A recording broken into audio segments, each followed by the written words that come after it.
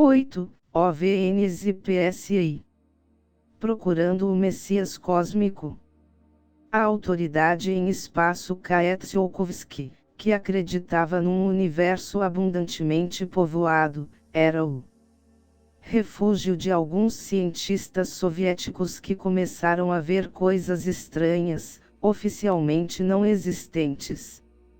Por volta das 21h30 do dia 26 de julho de 1965, 3 astrônomos soviéticos, Roberto Vitolniak, Esmeralda Vitolniak e Ian Elders, estudavam nuvens luminosas em Olger, na Letônia.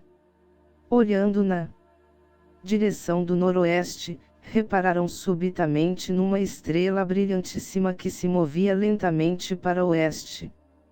Depois de vê-la com os binóculos, os astrônomos apontaram à pressa o telescópio para a estrela.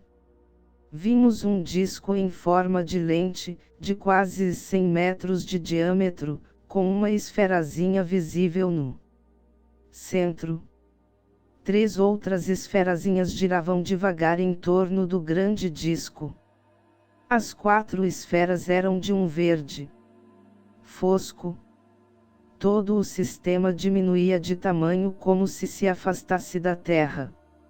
Depois de uns 20 minutos, mais ou menos, as esferas externas principiaram a apartar-se do disco. A que estava no centro também pareceu distanciar-se dele. As 22 horas todas haviam desaparecido. Os astrônomos calcularam que esses estranhos objetos verdes se achavam a cerca de 260 quilômetros da Terra. A julgar pela velocidade do seu movimento no campo de visão, o sistema permanecia imóvel no espaço e o seu aparente movimento nada mais era do que a rotação da Terra, disseram os astrônomos. 232. Alguns anos antes, difundiram-se rumores a respeito de grandes objetos brilhantes que percorriam os céus do Cazaquistão, aterrorizando os camponeses e fazendo-os voltar à igreja. Na verdade, o radar soviético vem captando objetos voadores não identificados há 20 anos, anunciou o Dr. Felix Uziegel, do Instituto de Aviação de Moscou, num fascinante artigo publicado pela revista Smena, em abril de 1967. Outros relatos surpreendentes se seguiram em revistas como Baikal, Técnica da Juventude, Vida Soviética, Conhecimento e Trabalho. O Dr. Ziegel, ligado aos parapsicologistas de Popov, teve permissão para divulgar a história do OVNI e liberar algumas narrativas explosivas, que haviam pressionado as autoridades durante anos. Ziegel escolheu observações bem documentadas de cientistas merecedores de crédito. Um exame de alguns dos observadores citados por Ziegel mostra que não havia probabilidade de que eles confundissem a Lua, um pedaço de bola incandescente, ou Vênus em ascensão com um píris. E também mostra porque os parapsicologistas já começaram a teorizar acerca das maneiras de comunicar-se com inteligências vindas do espaço. Uma expedição geofísica de Leningrado, composta de 8 homens, estava acampada nas montanhas do Cazaquistão. Eram 23 horas do dia 16 de agosto de 1960. A súbitas, viram um brilhante objeto alaranjado, em forma de lente, correndo acima dos topos das montanhas. O chefe do grupo, Dr. Nikolai Sosevanov, professor de Geologia e Mineralogia, afirmou que o diâmetro do estranho objeto era 50% maior do que o da Lua visto do seu ponto de observação. Conservando uma velocidade constante, o disco alaranjado voou do norte para o sul. Zigue-zagueou no rumo do sudeste, descreveu um arco e desapareceu atrás das montanhas. As suas bordas eram menos luminosas do que o centro. Outro grupo de cientistas acampado no norte do Cáucaso também avistou um disco avermelhado cabriolando no céu. O chefe desse grupo, o geofísico Dr. V.G.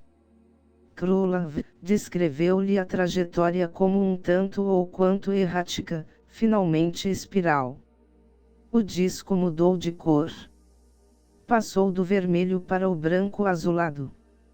Em 1964, todos os ocupantes de um avião soviético, um Tu-104A, que fazia o trajeto normal entre Leningrado e Moscou, viram um disco grande, brilhante, de aparência metálica, passar por baixo do avião. O Dr. Vyacheslav Zaitsev, estudioso dos OVNIs na história antiga, estava felizmente a bordo do aparelho. Contou que o disco, que se manteve paralelo ao avião por algum tempo, tinha uma protuberância no centro, que parecia uma cabina.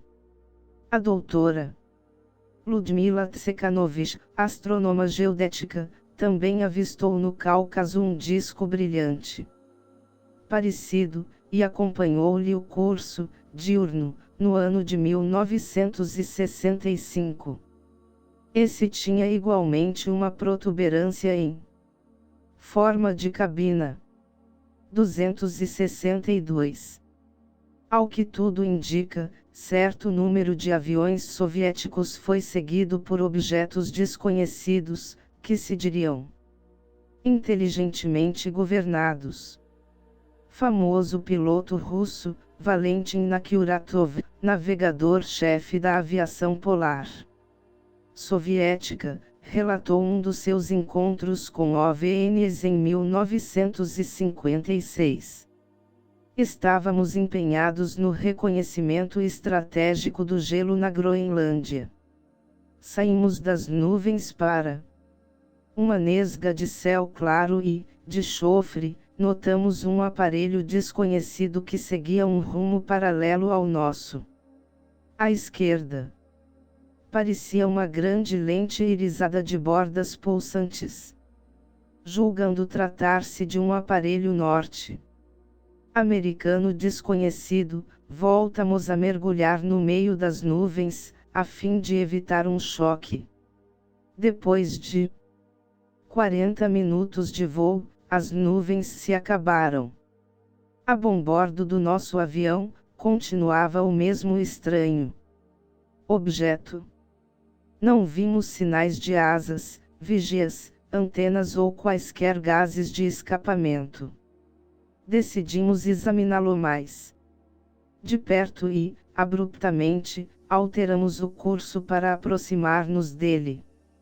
Quando, porém, mudamos a direção do aparelho, a desconhecida máquina voadora também mudou a sua, permanecendo sempre paralela a nós. Volvidos uns 15 minutos, a misteriosa nave acelerou a marcha, subiu e desapareceu. Voava a uma velocidade que parecia impossível para nós. 263. Que eram essas coisas brilhantes, coloridas, que cabravam violentamente sobre a Rússia, voando atrás dos seus aviões?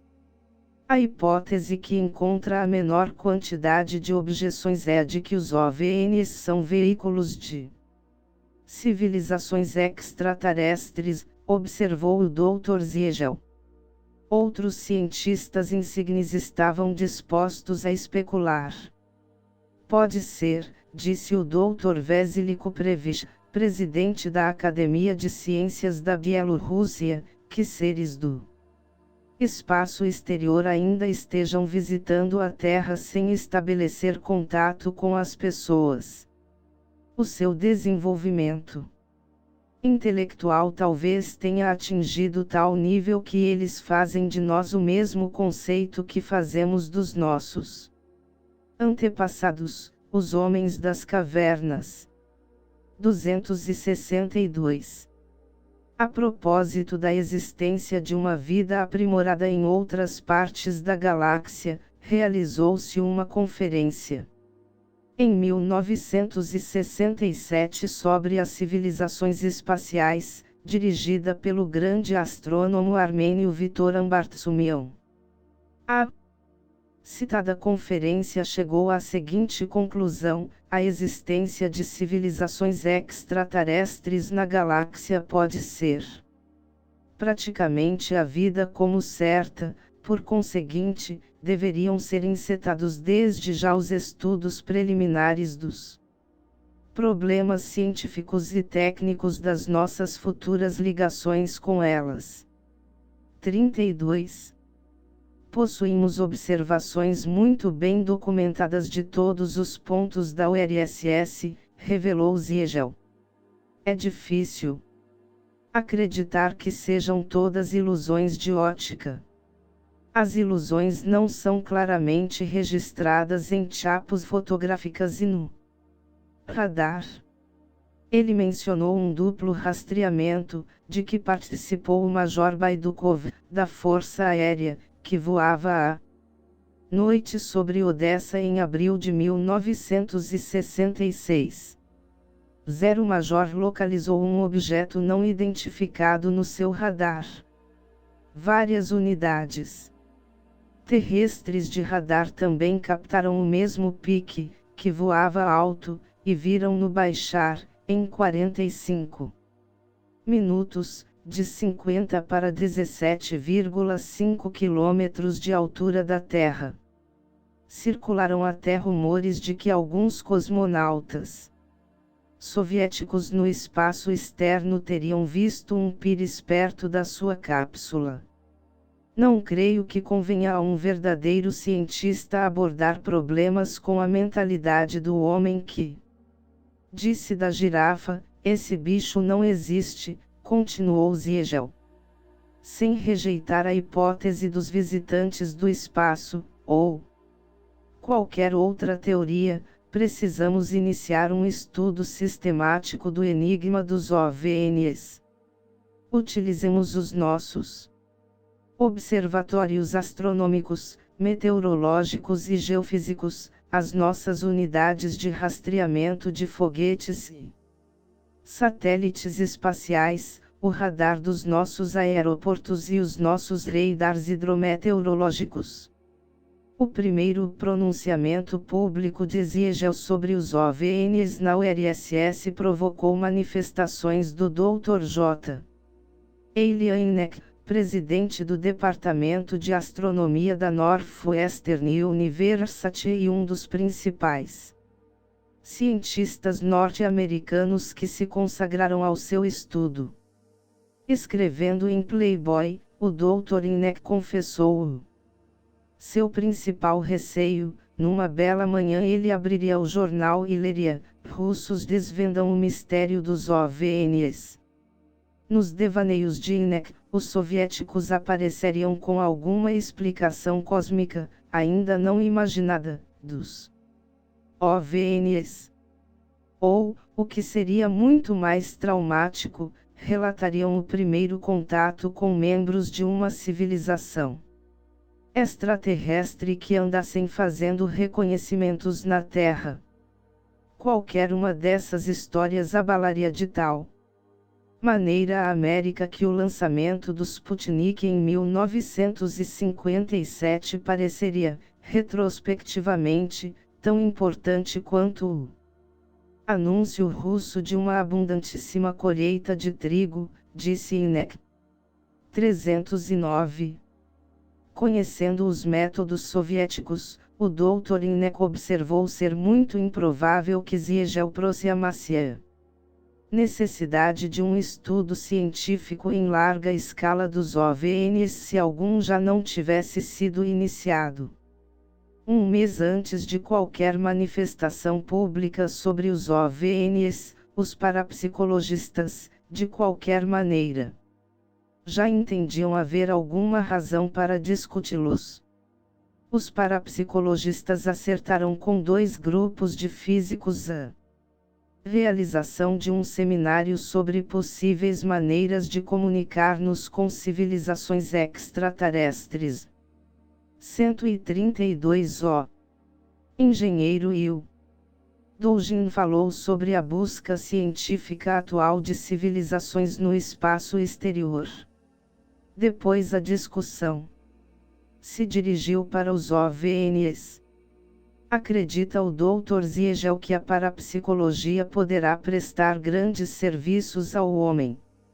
E ele talvez se referisse a pesquisas psíquicas quando disse: aqui parece que estamos lidando com uma espécie de realidade ainda inexplorada. Mas referia-se aos OVNIs. Falou no desenvolvimento de sistemas de comunicação para sondar o espaço à procura de respostas inteligentes. Será pura coincidência que as observações se intensifiquem sempre que Marte está mais próximo da Terra? Perguntou Ziegel.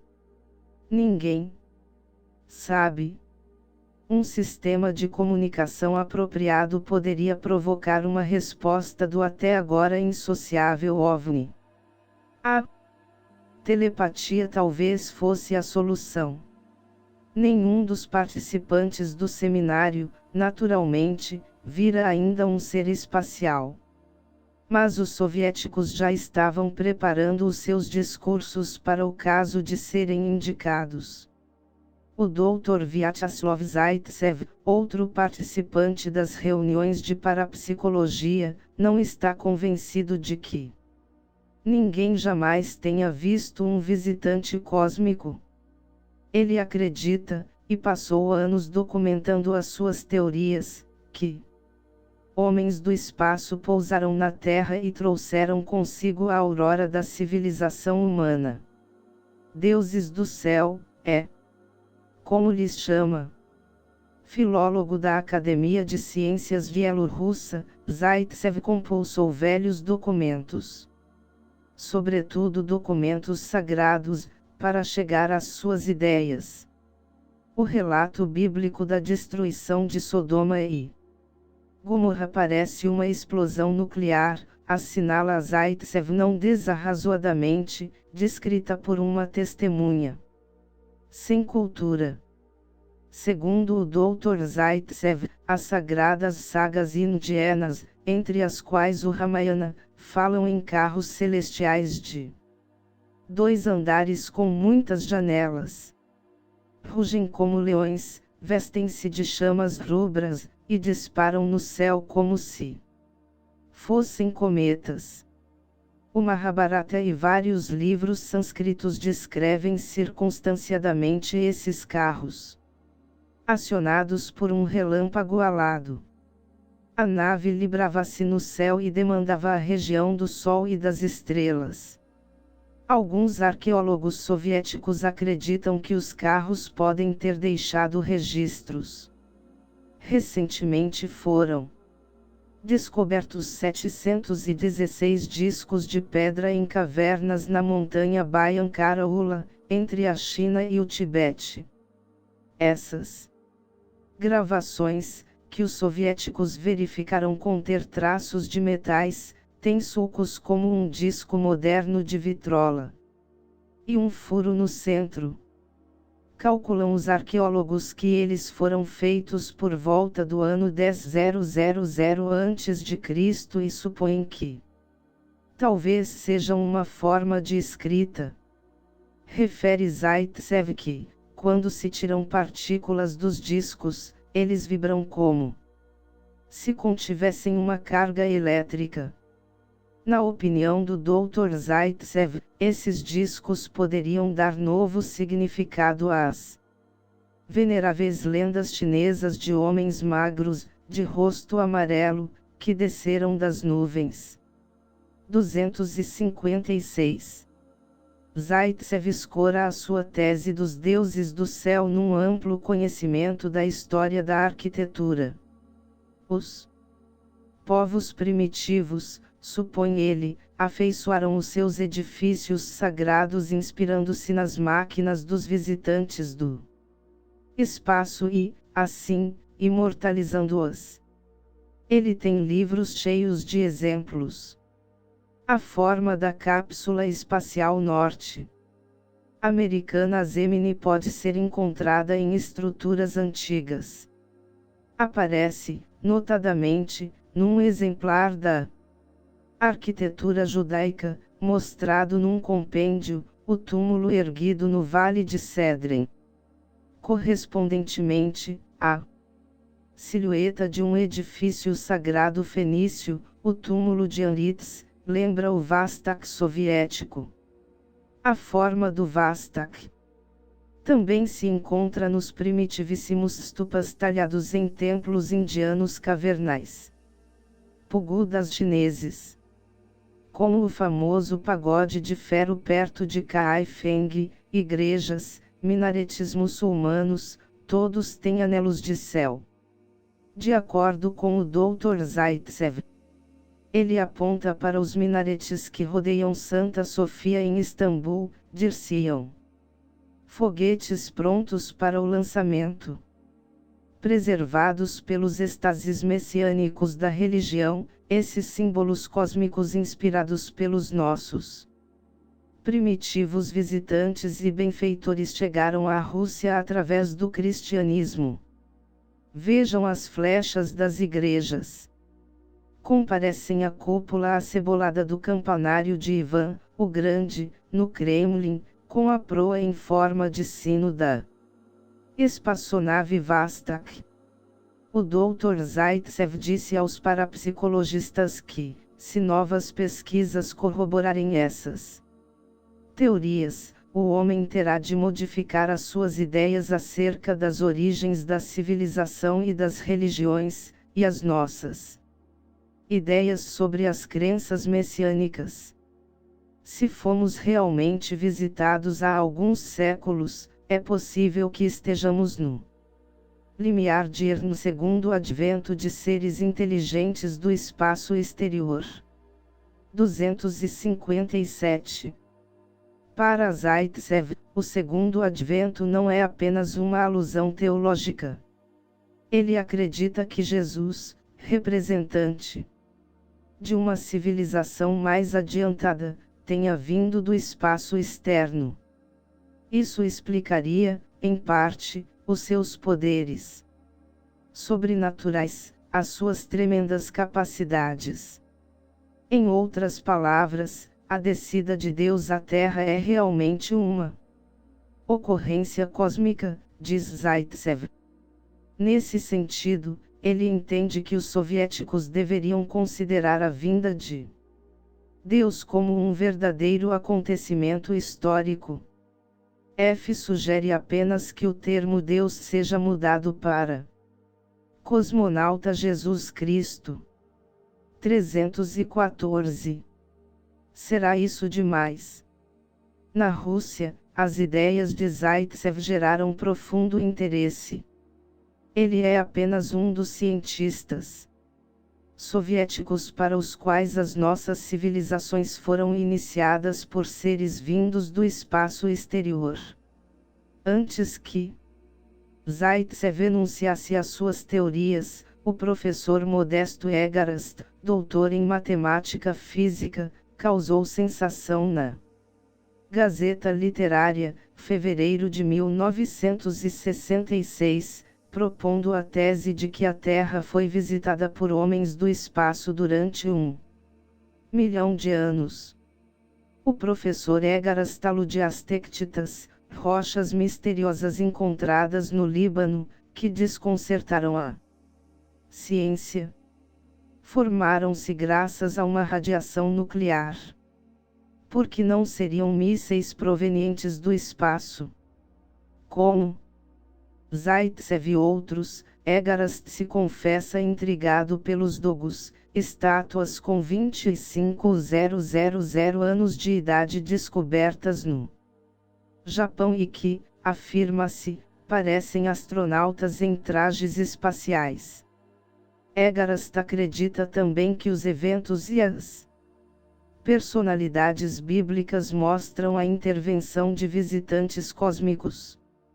Embora pareçam estranhas, essas ideias não constituem temas de comentários frívolos e esporádicos, mas foram apresentadas como hipótese científica séria, apoiada em vasta documentação.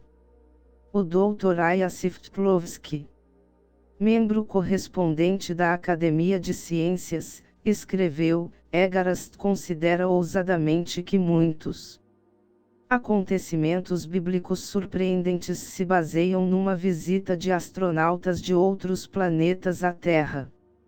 No verão de 1962, uma hipótese semelhante foi aventada por Carl Sagan, conhecido astrofísico norte-americano.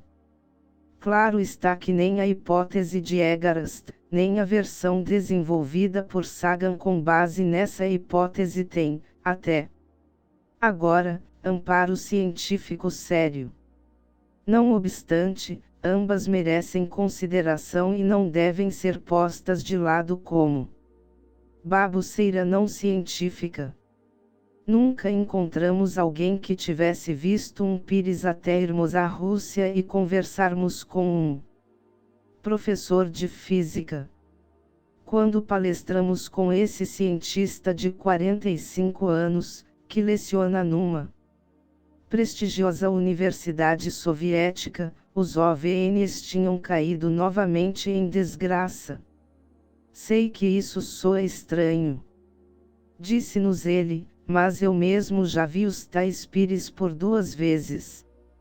No verão de 1960, com um grupo de pessoas, eu estava esperando a passagem de um carro na estrada de Samarcanda, a uns 45 quilômetros de Tashkent. Isso aconteceu entre 9 e 10 horas da noite. O OVNI, mais ou menos do tamanho de uma estrela grande, passou pelo nordeste do céu. Inverteu a marcha e deslocou-se na direção da Terra com sinuosas ondulações de luz. Tinha-se a impressão do movimento de um inseto do gênero NEPA. No dia seguinte, fiz indagações e constatei que numerosos habitantes de Tashkent tinham visto o mesmo objeto. O fato de não se tratar de um avião, nem de um meteorito, nem mesmo de um Sputnik artificial era comprovado pela direção quebrada do voo e pelas suas tremendas mudanças de velocidade. Cerca de um mês depois, no mesmo verão, eu me achava na Crimeia com 2 conhecidos professores de arte e seus alunos, quando vi o segundo OVNI. Na realidade não foi apenas um, foram 5. Vimos-los executar uma espécie de manobra no zénite, parecida com as brincadeiras dos pirilampos. Esse professor, como o Dr. Ziegel, também fez alusão ao famoso meteorito de Tunguska, que derrubou uma floresta siberiana em 1909. A publicação Relatórios da Academia Soviética de Ciências, 235 em 1967, divulgou estudos para mostrar que, fosse o que tenha caído na Sibéria, não foi um cometa nem um meteorito. Nesse mesmo ano, o Instituto de Pesquisa Nuclear Conjunta, em Dubna, apresentou um relatório segundo o qual a explosão de Tunguska, que deixou grande quantidade de radioatividade, tinha todas as características de uma explosão nuclear.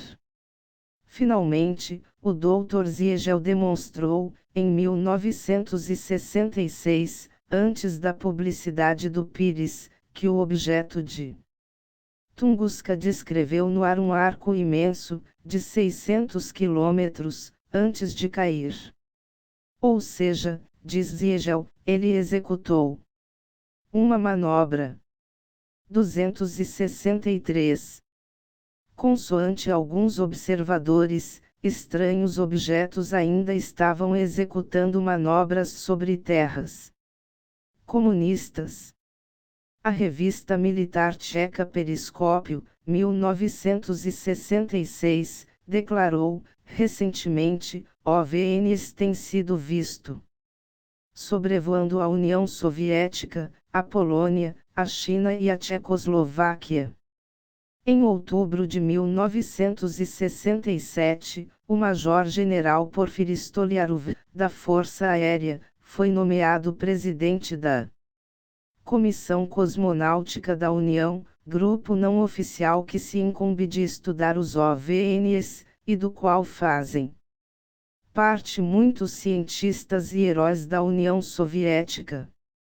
301 A sociedade anunciou que faria uma palestra pela televisão, mas não chegou a fazê-la.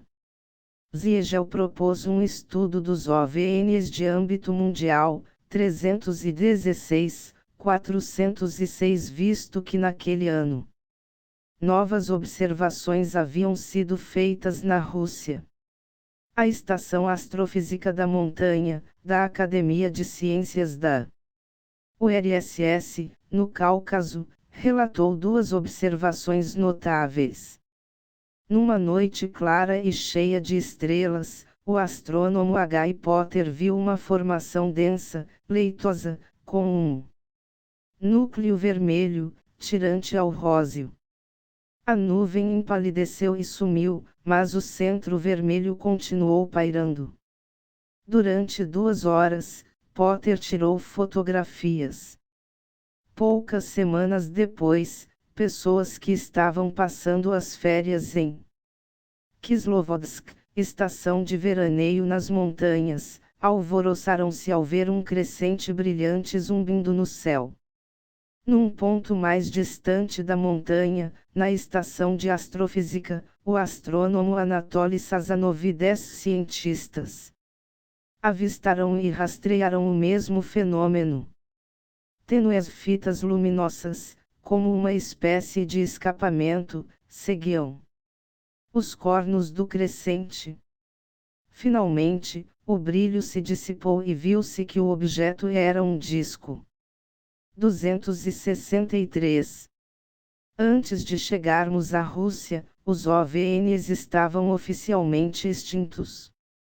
O Dr. Ziegel, que, pelo visto, se apresentara na TV e criara o que as autoridades consideravam um espetáculo demasiado sensacional, estava de férias, umas longas férias que durariam enquanto durasse a celeuma pública. Por conseguinte, a discussão dos OVNs, das civilizações extraterrestres e das maneiras de se comunicar com elas teria de ser riscada da Conferência de Parapsicologia de junho. Todas as observações de Pires mencionadas neste capítulo, excetuando se a história que o nosso amigo testemunhara, foram publicadas pelos soviéticos. Sputnik, revista soviética. Distribuída em 28 países não comunistas, reproduziu algumas. Em março de 1968, a Academia Soviética de Ciência declarou: a pesquisa de OVNs é anticientífica. Se eles existissem, os cientistas saberiam da sua existência. Afirmou a Academia: nenhum dos nossos astrônomos viu jamais um OVNI. Eles nunca foram avistados por nenhum dos nossos cientistas que tem a sua base em terra. As nossas unidades de defesa, que guardam o país dia e noite, nunca viram um OVNI. Por isso mesmo, concluía a Academia, não poderia haver OVNs. 414 A maioria dos observadores ocidentais acredita que o pronunciamento se destinasse apenas ao consumo interno, e tivesse sido feito para acalmar o povo, pois povo calmo é uma boa coisa aos olhos das autoridades. Ora, disseram vários russos com os quais conversamos. Os discos voadores voltarão de novo no próximo degelo. Isto é, publicamente. O Dr. Carl Jung, o grande psicanalista, escreveu um livro sobre discos voadores. Eles podem ou não existir. Materialmente, pensava Jung. O que lhe interessava era a mítica luminescência dos OVNIs. Que mudanças, no mais profundo da psique, traduzem as suas observações? Perguntava ele a si mesmo. Como o demonstram as teorias populares de Zaitsev sobre os deuses do céu, o lado mítico e místico do disco voador projeta sombras férteis sobre a Rússia.